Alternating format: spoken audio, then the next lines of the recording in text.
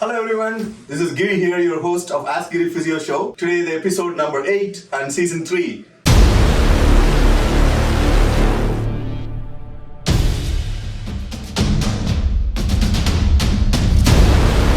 We're going to talk about a very interesting topic for all the upcoming aspiring physiotherapists in the community. The topic is, want to be a physiotherapist? We'll answer all your questions here. And we have a panel here, and we have Michelle Kearney, the physiotherapy intern from University of Alberta graduate. Then we have Sunny Work, and she is from University of Amsterdam. She's just finishing her internship right now. And then we have Victor there. He's also from University of Amsterdam, finishing his internship. So we have a great panel here to answer all the questions you want the answers for. Okay, the first question is, guys, is how do I know physiotherapy is the right profession for me? Right? And how it makes it different from other health professions. I'm going to start with Michelle. Yeah, so if you're someone who really likes working with people and just want to be hands-on, I think that's what drew me to the profession in the first place, was just that I get to build that relationships with people. And the nice thing is that you get to see patients multiple times in a week, usually for longer periods of time. So you just really get that relational aspect with people, which is one of the things that drew me towards it. Awesome. Place. Awesome. Yeah. Sunny, what's your take on it? I pretty much the same reason as Michelle. Actually, I like being hands-on with people and seeing change progressively over time and making like a connection with people. And yeah, just like seeing how like therapy in the clinic changes their life outside. And actually, I was between a lot of different professions like OT, nursing, and physio. And I found that physio let me be more hands-on than the other ones did in the healthcare field. So. Okay. Victor? Yeah, so they both brought up very good points in terms of the more hands-on nature and the close relationships that you form with the patients. Because that you see them multiple times in a week for a prolonged period of time throughout their treatment plan, you can very well see how much progress they made, how much strides they're making. So it's very rewarding to see that. Okay, that's a great point. Sure, that's fantastic. Okay, the second question we often hear is as a student who is in 11th standard or 12th standard, what grades and what experience I should have to get into this profession, right? So that's the question in my mind, in Canada or elsewhere. Yeah. Let me start with Victor this time. Sure. So for abroad, it might help if you have any shadowing experiences, so within physiotherapy or any other health discipline, as well as having a grade point average above 75% or above 3 out of a 4-point scale to try and apply for any universities outside of Canada. Okay, I see. So in your experience, you went to Amsterdam. So yes. Have you applied any other countries? So I've applied in Canada as well. Okay. And that was after my initial bachelor's degree. Okay.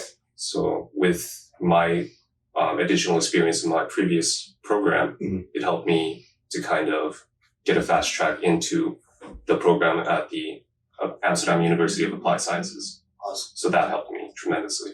Okay. You want to add anything to that, Sunny? Yeah, I think for abroad, typically like in Canada, it's a lot more competitive. We have less physiotherapy schools here, especially within provinces. Like Alberta has one physio school here at the U of A. BC has one at UBC, Ontario is a little bit different and have like a larger pool, but usually they favor like in province applicants. For instance, like Dalhousie is like one of the biggest physio schools in Canada, but they really just cater to East Coast. So it's a lot harder for someone from BC per se to get into Dalhousie. So a lot of people decide to go abroad because like Victor said, the grade point average to get in is a little bit less. Like if you have like 75%, you have a more of a competitive chance versus in Canada, you could have like 75 and like get past the application process, but it doesn't mean that you'll hit the multimodal like interview stage, or multi-mini interviews, what they call it, or that you'll get selected in the end. So I think Michelle can fill us up because she finished in University of Alberta, so we can take her point of view on that. Yeah, so in general, the Canadian schools are a little bit more competitive. Specifically for the University of Alberta, you are looking, I'm not sure what they say they want you to have, but typically you need that 3.7, 3.8 to even be considered competitive. Okay. Just because they're getting so many applicants now that you got to kind of stand out with your GPA. And then they are looking for some volunteer experience, as well as just having some volunteer experience will really help you know if it's the right profession for you too, which will then help you with the interview process as well, because you can speak to specific examples, and that makes you stand out as well. So any idea, Michelle, like how many seats are out there and how many people usually apply in University of Alberta for the physiotherapy? I know when it was my year, so they accept 110 students, I believe. Okay. And I know that they get like between 200 to 300 applicants. And I think that's even up now. Like it might even be closer to 300 or 400. And then I'm not sure how many they were interviewing, but because the multiple mini interviews got put online, they actually did start interviewing more people, which did give more people a chance. You needed a slightly less higher GPA to get an interview. Yeah. But I'm actually not sure how many they interviewed. Thank you. So hope that answers that question there. And if you guys have any questions which we are not addressing in this episode, please feel free to comment in the comment column down. Then we'll get the answers back to you guys. So we'll move on to the other question now. The third question here is, what are some personal and professional characteristics that I need to succeed in the physiotherapy school and in the field of physiotherapy? So let's start with Michelle on that one. So to succeed in school, you do need to be fairly dedicated and motivated. Specifically for the University of Alberta anyways, it's quite heavy on the coursework. So you just need to make sure that you have the dedication, the motivation to do the schoolwork. On top of that too, I find it a very social program as well. So if you're more social and enjoy interacting with people, it makes it a lot easier. Forming groups within school and outside of school is really beneficial.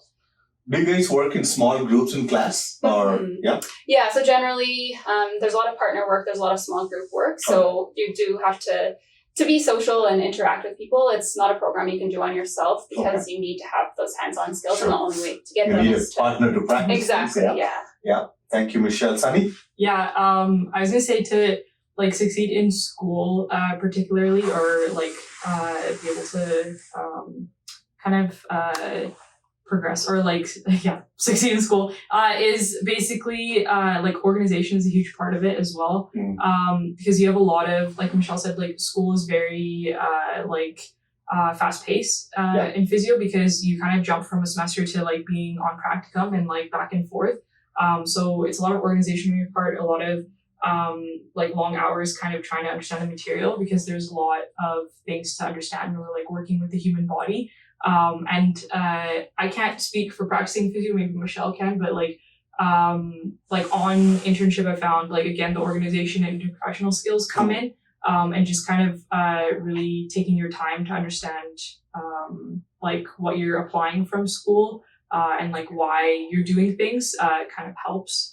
So yeah, just being critical, I guess, and self-reflective is important, I think. Sounds good. Thank you. Victor, anything to add? Yeah, definitely. They did bring up good points. I find that self-studying and trying to develop your own interests within the field of physiotherapy is actually very important, because within the 3-year or the 2-year programs that we have, we can't possibly learn about every single thing that is encompassed by physiotherapeutic treatments. So trying to develop your own interests and exploring by yourself and self-studying is, I think, very important, even in school and outside. Yeah, that's great. That's what they say, right? When you graduate, it's just the license to learn. Yeah. It's not you finish learning. Exactly. So you kind of have a background and you start learning after that. Yeah. So that's what they say. Thank you, guys. Let's move on to the next question we have here is, what are some of the biggest challenges when it comes to studying physiotherapy and in Canada or abroad? So let's start with Victor. Yeah, time management. I feel, especially for our program, since it's got a lot of mobility to it, since it's an international program and they want you to have international partnerships with different private clinics, public organizations like universities.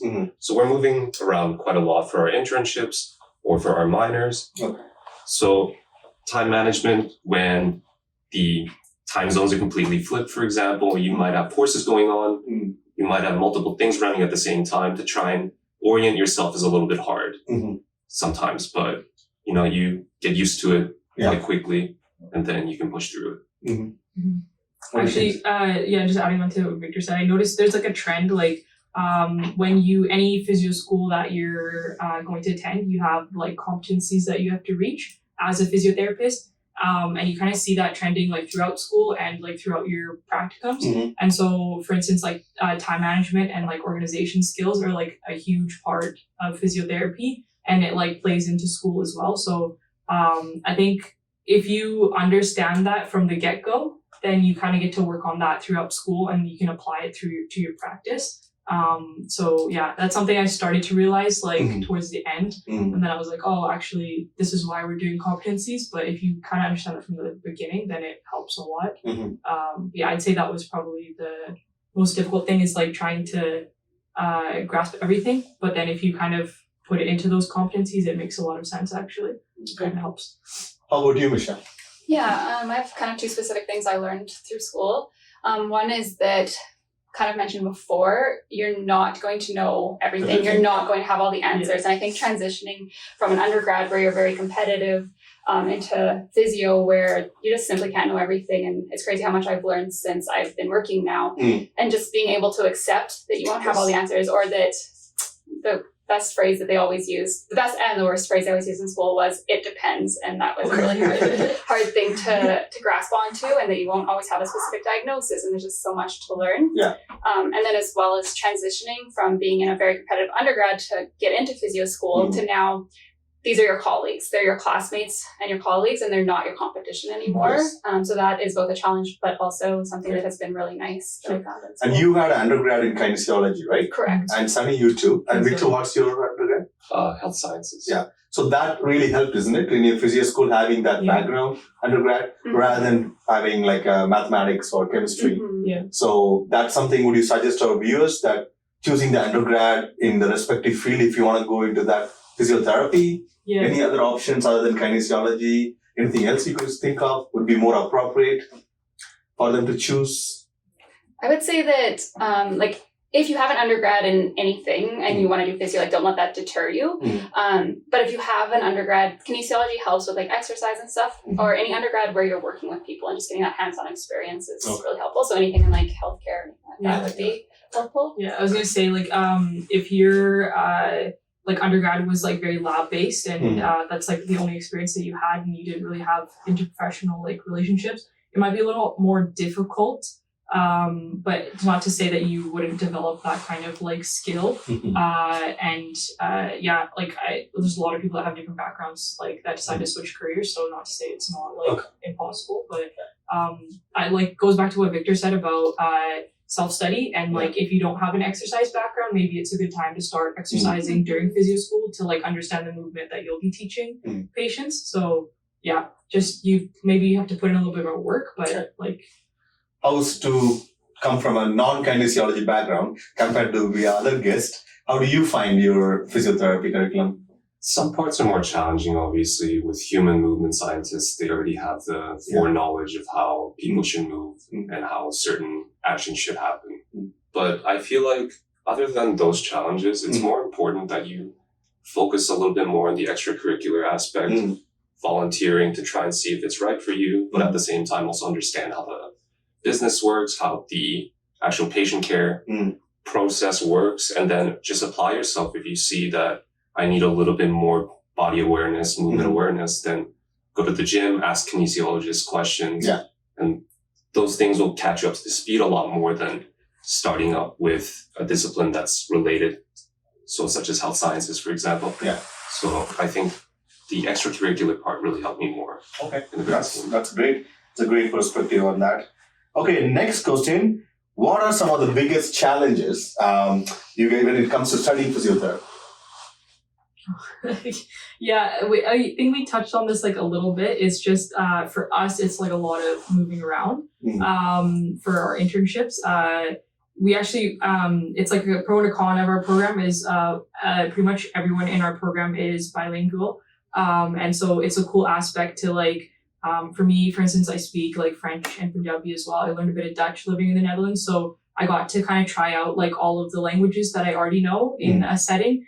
And like physiotherapy in the Netherlands is completely different from physio in Canada, which is cool to see in the Netherlands. But then when you come back to Canada, it's like a shock because we use so many modalities here. They don't really use modalities in the Netherlands. So if you plan on coming back here, then you're put at a disadvantage because you wouldn't have practiced it. Say you did all of your internships in like Europe where they're not super modality based. So that's like a challenge, is a lot of like self-study and like learning that kind of stuff through my clinical instructors.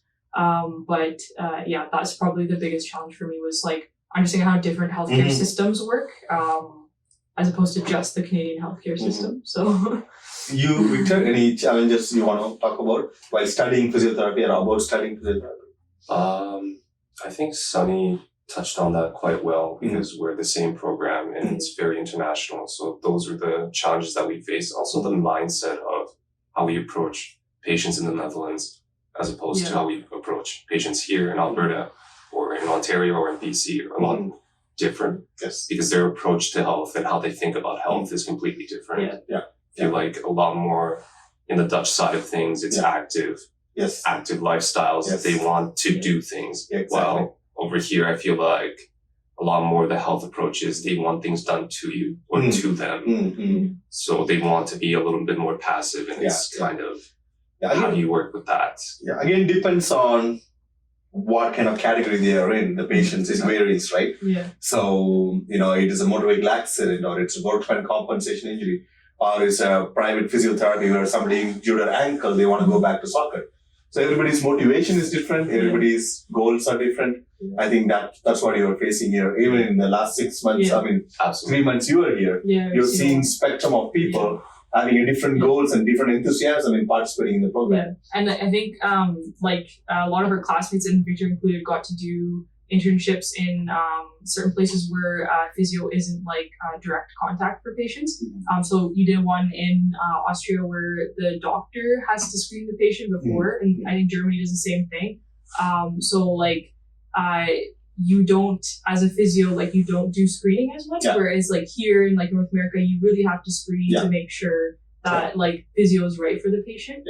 So that's like a huge difference and a challenge as well, like when you're going through school. That's what we enjoy, that first-hand healthcare practitioners, that it's not in all the countries, and as we know, but that is the challenge and the opportunity for us to really engage with the clients in there. Michelle? What are the challenges you personally face? Yeah, Victor and Sunny talked a lot about like the healthcare system, and I had a little bit of a different experience. I didn't have to move around as much. So specifically speaking to like the coursework and studying physio specifically, it's a challenge in that it's so broad.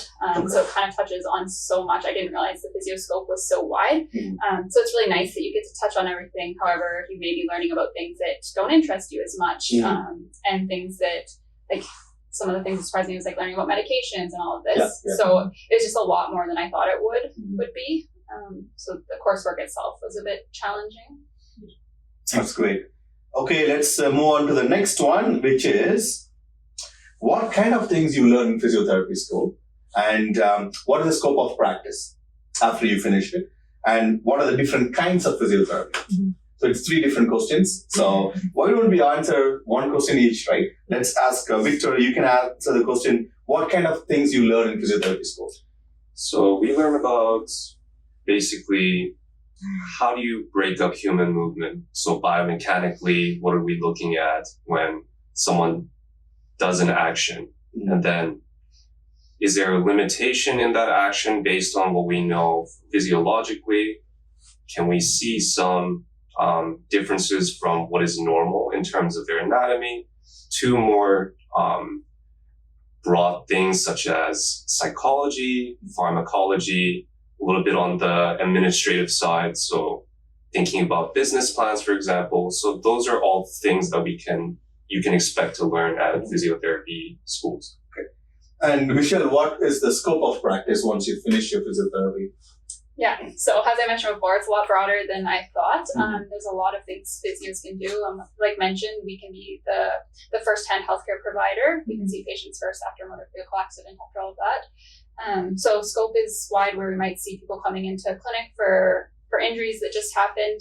Physios work in acute care hospitals, long-term care facilities. there's specialized like hand therapists. There's so many different things for every body part. There's a physio there, concussion management, neuro. So the scope is actually quite large. Yeah, I would definitely agree to that. Like, the spectrum of patients we see in our clinics, my youngest patient is 3 weeks old and the oldest is 93. Yeah. And that's a spread we have, right? And you have so much scope in pediatrics to geriatrics, everything in between. And so that's very interesting. That's what makes it more interesting in our practice. So what are the different kinds of physiotherapy? As we all know, like, if you want to specialize, you can go into orthopedic physiotherapy, neurological physiotherapy, cardiopulmonary, women's health. And you can do just acute care only in the acute care hospital. You can be ICU physiotherapist. I have friends who work only in the ICU, right? So there's a lot of branches you can diverse into and then just focus on that one thing, right? So those are the different kinds of physiotherapy we do. So moving on to the next one, what is the life of student look like in the university when you study? Like, how's the classwork, how's the projects, and is there any fun? The life of a student, I thought it was pretty fun. I kind of hunkered down and really focused on my studies. So there's definitely a lot, like it's a fairly full course load. You're in the classroom for quite a few hours a day and then outside of class studying. It's a lot of friend time though, which is really nice because the best way to do it is just getting together with your friends, practicing, studying that way. And then there's always time for fun as well. I mean, I have a lot of great memories from school, just meeting up with my friends and very active community. So we just did a lot of different things, different sports all the time. So there's a good balance I found in physio school. So for you both, you guys went from Canada to a different country to study. It's a little different from Michelle. Yeah. How much fun did you guys have?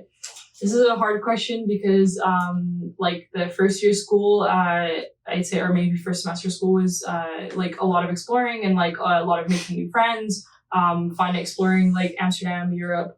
But then like we kind of had like COVID throughout. Yes. So if I take that away, that experience, that's like not really fair to compare. I think it would have been very similar, honestly, because we have a lot of classmates who are super active, like people share interests like climbing and like biking. I picked up road biking in the Netherlands. A lot of my classmates. Can you survive without biking in the Netherlands? No, you cannot. You move to the Netherlands, you will not have one bike. I have two now, and the average person in the Netherlands has like 3 bikes. Oh, really? Yeah. So it's there's a lot of like things that you can do with classmates. Super active community, like your classmates will be. And one thing I also enjoyed was all of our professors, like. We have this mentorship program in our school where our class, they split our group of classes into like 10 people and you get assigned a mentor. And so our mentor, we have the same one actually. He's a neurophysiotherapist and my interest is in neuro and it's cool to like talk to him and like I had an opportunity to help him tutor the like class below us in neurology. So there's a lot of those activities for interest. And then outside of that, like it was cool to explore Amsterdam, like go out to eat, learn a new culture, learn a new language, things like that. So I think there's time for both. Definitely, like Michelle said, there's a lot of studying to do. So great. Anything to add, Victor?